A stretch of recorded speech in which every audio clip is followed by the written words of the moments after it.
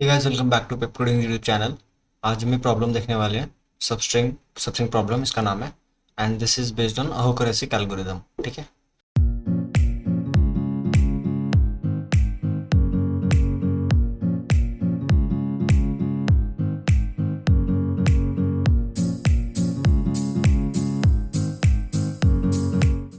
तो इसको देखने के लिए आपको कुछ नहीं करना। प्रॉब्लम के डिस्क्रिप्शन में एक लिंक है, इसको ओपन कर लेना है एंड ये लिंक ओपन हो जाएगा। स्पॉज की प्रॉब्लम है। ठीक है। तो ये प्रॉब्लम क्या कह रही है? String matching is an important problem used in computer science research applications like that, blah blah blah. ठीक है। The problem we consider here is a similar version of it. You are given string m and n other string smaller than the length of m.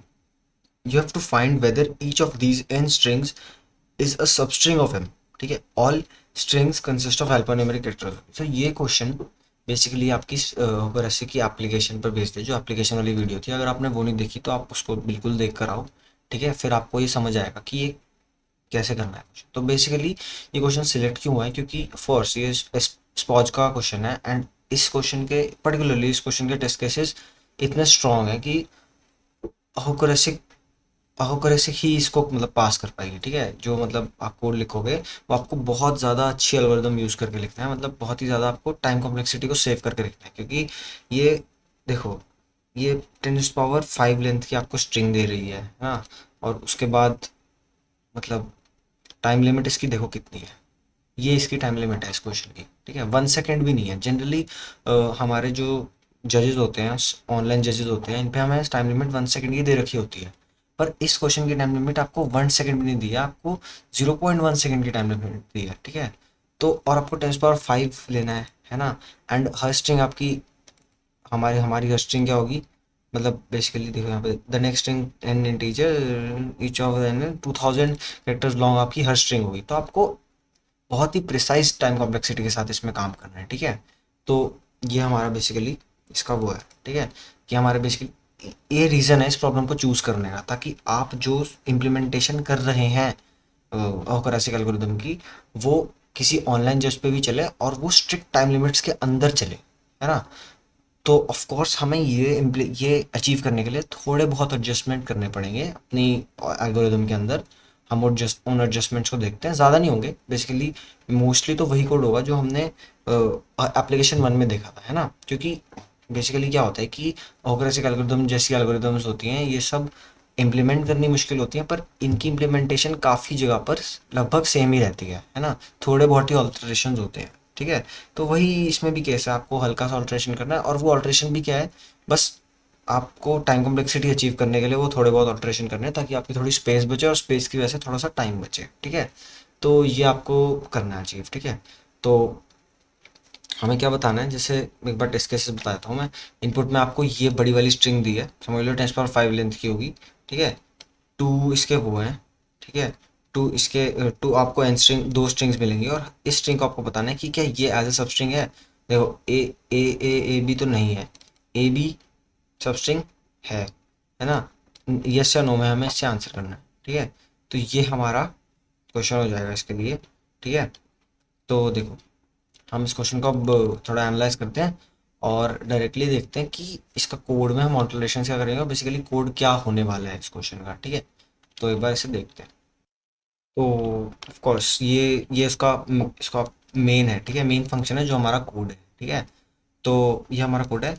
हम of course code को discuss करेंगे, पर इसमें क्योंकि इतनी सारी अल्टरेशंस है नहीं, और हमने सारा कोड एप्लीकेशन वाली वीडियो में देखा था, तो इसमें हम सिर्फ इस कोड को डायरेक्टली देखेंगे और उसमें देखेंगे क्या क्या अल्टरेशन है। ठीक है।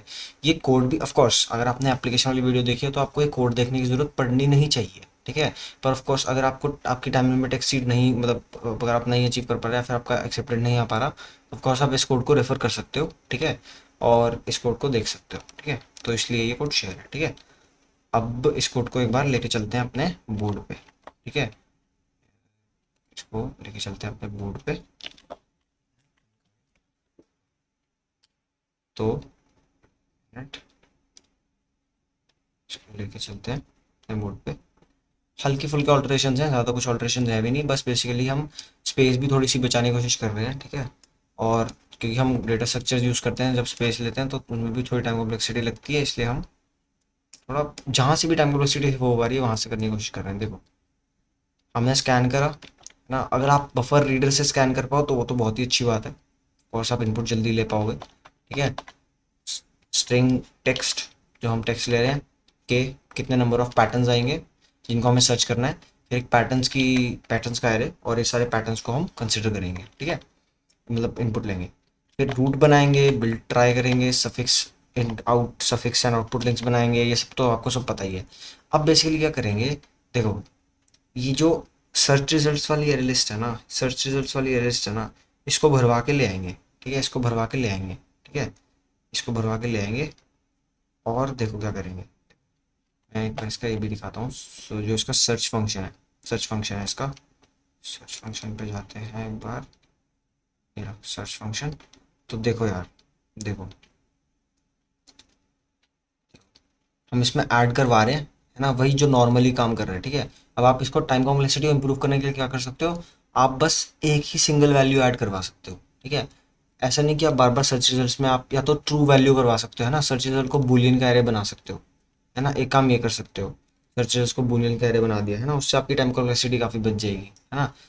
और सर्च रिजल्ट्स को यहाँ पे तो मैंने ऐड करवा दिया, and then size greater than zero होगा तो वाई यस प्रिंट कर दो, इक्वल टू जीरो होगा तो नो प्रिंट कर दो। सिंपली ये काम हो रहा है, बेसिकली वही सेम चीज़ है ना, बस हम सारे को सबको प्रिंट नहीं करवा रहे, उनको प्रिंट करवा रहे हैं। बेसिकली आपकी हैंड्स डर्टी करवाने के लिए ये क्वेश्चन डाला गया है, ताकि आप ऑनलाइन जज में सबमिट करो और कर से कैलकुलेटर को, और देखो कि हम कैसे टाइम कॉम्प्लेक्सिटी को अचीव कर सकते हैं, इस ऑप्टिमल टाइम कॉम्प्लेक्सिटी को अचीव कर सकते हैं। ठीक है, तो बेसिकली यही कोड है। ठीक है, हम सर्च रिजल्ट्स मंगवाते हैं हर हमारा जो हमारा जो हर टेस्ट केस है उसके लिए। ठीक है, तो हर उसके लिए तो हम अगर अगर वो है, अगर वो अगर कर रहा है वो वाला पैटर्न, ith पैटर्न अगर कर रहा है, तो ऑफ कोर्स हम क्या करते हैं, हम देखो ऑकरेसी का चीफ क्या कर रहा है, ऑकरेसी क्या कर रहा है, बेसिकली ट्राई बना देता है पूरे में। ठीक है, सारे पैटर्न्स का ट्राई बना देता है, सारे पैटर्न्स का ऐसे कुछ ट्राई बन जाता है। ठीक है, यहाँ पे ऐसे ऐसे ट्राई बन जाता है। तो और हम पूरे पैटर्न पे एक बार में ही हम पूरा इटरेशन करते हैं, और फिर उससे हमारा ट्राई वगैरह बिल्ड हो जाता है। फिर हमारे पास एक एरे बचता है जिसमें हमें सारी इन्फॉर्मेशन पड़ी होती है कि कौन सा पैटर्न किस इंडेक्स पे कितनी बार अकर हो रहा है, इस पूरी इन्फॉर्मेशन पड़ी होती है। तो बस हमें इन्फॉर्मेशन लेनी है, और इस इन्फॉर्मेशन में अगर साइज ग्रेटर देन जीरो है तो हमें बेस प्रिंट कर देना है, लेस देन जीरो है तो हमें नो प्रिंट कर देना है। ठीक है, तो ये हमारा इसका सिंपल सा कोड था। ठीक है, तो आप इसे सबमिट करो, इसे सबमिट ज़रूर करना। ठीक है, ये मत सोचना कि क्या है, मतलब आप सबमिट करो इसे। ठीक है, क्योंकि स्पॉज के टेस्ट केसेस बहुत ज़्यादा स्ट्रॉन्ग है। ठीक है, तो आप उन स्ट्रॉन्ग टेस्ट केसेस से लड़ो। ठीक है, मतलब लड़ना बहुत ज़रूरी है अगर आप कॉम्पिटेटिव प्रोग्रामिंग कर रहे हो। ठीक है, तो उन टेस्ट केसेस से लड़ो। ठीक है, एंड उन टेस्ट केसेस को अचीव करके एक्सेप्टेड लो। ठीक है, तो ये सब उसी की प्रैक्टिस के लिए। ठीक है, तो उम्मीद करता हूँ ऑफकोर्स आपको ये समझ आया ही होगा, आपने अगर एप्लीकेशन वन देखी होगी। ठीक है, till the next video drops, keep watching Pep coding.